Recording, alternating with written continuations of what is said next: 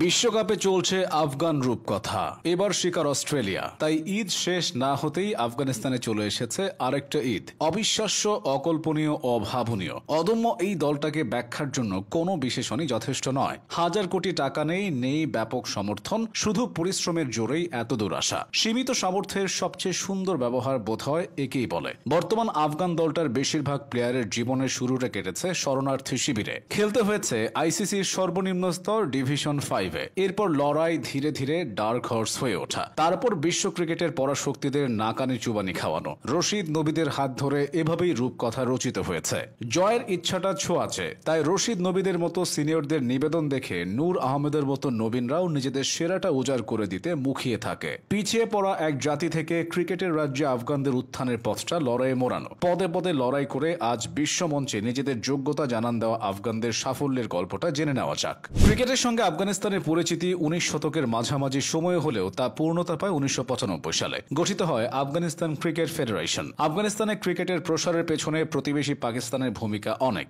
আফগানিস্তানে বসবাসরত পাকিস্তানিদের হাত ধরেই আফগানিস্তানে ক্রিকেটের চর্চা শুরু হয়। তখন আফগানরা ক্রিকেট খেলাটা সেভাবে বুঝে ওঠেনি। অভিবাসী পাকিস্তানিরাই টুকটাক ক্রিকেটের চর্চা চালিয়ে যায়। ধীরে ধীরে আফগানরা ক্রিকেট বুঝতে শুরু করে। 2001 সালে আফগানিস্তান আইসিসির সহযোগী সদস্য পদের জন্য আবেদন করে এবং তা পেয়েও যায়। শুরু হয় আনুষ্ঠানিকভাবে আফগান ক্রিকেটের পথ চলা। আফগানিস্তান আইসিসির কোন আন্তর্জাতিক প্রতিযোগিতায় প্রথম অংশ নেয় 2004 সালে। এশিয়ান ক্রিকেট কাউন্সিল আয়োজিত এসিসি ট্রফিতে প্রথমবারের মতো অংশগ্রহণ করে তারা। প্রথম খেলাতেই বাহরাইনকে হারিয়ে তারা জয় তুলে নেয়। ধারাবাহিক সাফল্য দেখিয়ে 2007 সালে প্রথম আন্তর্জাতিক শিরোপার দেখা পায় দলটি। এসিসি ট্রফিতে অংশ নিয়ে তারা ওমানকে হারিয়ে শিরোপা বাগিয়ে নেয়। পরে 2009, 2011 এবং 2019 সালেও আফগানিস্তান এই প্রতিযোগিতার শিরোপা ঘরে তুলেছে। 2008 সালে বিশ্ব ক্রিকেট লিগে পঞ্চম ডিভিশনের শিরোপা জিতে নিজেদের আরেকটু জানান দেয় রশিদ খানেরা। বিশ্ব ক্রিকেট লিগের পঞ্চম ডিভিশনের সেরা দল হয়ে 2011 সালের বিশ্বকাপ বাছাই খেলার সুযোগ পায় আফগানিস্তান। এরপরই ক্রিকেট হয়ে ওঠে দেশটির অন্যতম জনপ্রিয় খেলা। সাফল্যের জোয়ারে ভেসে 2009 সালে তৃতীয় ডিভিশনের শিরোপা জয় করে আফগানিস্তান। তারা পেয়ে যায় ওয়ানডে ম্যাচ খেলার ছাড়পত্র।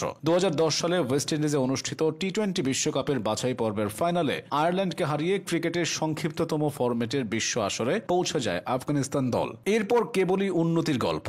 2012 সালে বিশ্ব ক্রিকেটের শীর্ষ দুই দল পাকিস্তান ও অস্ট্রেলিয়ার বিপক্ষে একদিনের ক্রিকেটে মাঠে নামে আফগানরা। 2013 সালে বিশ্ব ক্রিকেট লিগে রানার্স আপ হয়ে 2015 সালে অস্ট্রেলিয়ায় অনুষ্ঠেয় বিশ্বকাপ ক্রিকেটে খেলার স্বপ্ন পূরণ করে তারা। ধীরে ধীরে আফগানিস্তান হয়ে ওঠে বিশ্ব ক্রিকেটের ডার্ক হর্স। 2016 সালে টি-20 বিশ্বকাপে চ্যাম্পিয়ন ওয়েস্ট ইন্ডিজকে 6 রানে হারিয়ে চমক সৃষ্টি করেছিল দেশটি। তখন থেকেই ধারাবাহিকভাবে তারা ক্রিকেটের সংক্ষিপ্ততম সংস্করণে সুনাম কুড়াতে থাকে এবং সবার নজরে আসে। পরের বছর 2017 সালে টেস্ট মর্যাদাও পেয়ে যায় রশিদ খানের দল। এই সময়ে বিশ্বের নাম করা কিছু খেলোয়াড় সৃষ্টি করেছে আফগানিস্তান। বিশ্বের নামি দামি সব লিগে যাদের চাহিদা আকাশচুম্বী। রশিদ খান, মোহাম্মদ নবী, মুজিবুর রহমান, ইব্রাহিম জাদরান, রহমানুল্লাহ গুরবাজ, নাজিবুল্লাহ জাদরানের মতো খেলোয়াড়েরা সুনাম কুড়াচ্ছেন দুই হাতে। তারা আইসিসির র্যাঙ্কিংয়েও রাজত্ব করছেন। রাজনৈতিক অস্থিরতায় দেশটির ক্রিকেট কাঠামোয় পরিবর্তন এসেছে। অনেক কিছু পরিবর্তন হয়েছেও, সেই সঙ্গে যুক্ত হয়েছে বিতর্ক। আফগানিস্তান নারী ক্রিকেট দলের উপর দেশটির সরকারের কড়াকড়ির কারণে আইসিসির পূর্ণ সদস্যপদ প্রাপ্তি ঝুঁকিতে পড়েছিল। এত সব প্রতিকূলতা পেরিয়েও ঠিকই সাফল্যের ধারা বজায় রেখেছে রশিদ নবীরা। আফগানদের মূল মন্ত্র হলো পরিশ্রম, লড়াই এবং জয়ের ক্ষুধা। আরেকটা ব্যাপার তাদের আলাদা করেছে হার না মানার মানসিকতা। এভাবে চলতে থাকলে খুব বেশি দিন বাকি নেই বিশ্ব ক্রিকেটে আফগানিস্তানের পরাশক্তি হয়ে ওঠার। জয়ের ক্ষুধায় যারা মরিয়া তাদের দমানো সাধ্যকার।